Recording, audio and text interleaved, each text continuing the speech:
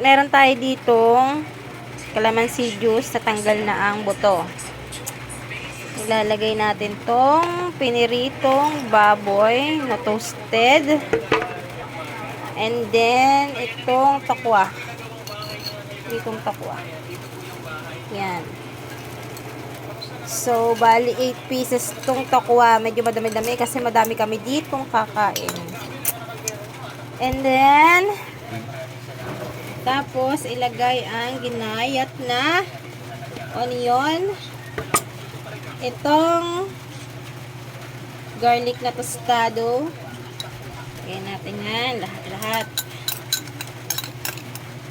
Tapos, maglagay tayo ng toyo. Better future. Damihan natin, pang sabaw na rin sa kanin. Pwede kayo maglagay ng sili, pero mamaya na ako maglalagay kasi merong hindi nakain ng sili. Haluin natin. Haluin. Wala, hindi na kasya sa bowls.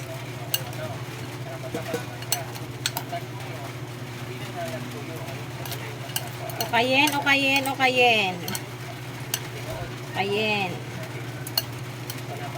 Parang kulang sibuyas. Pas mo muna.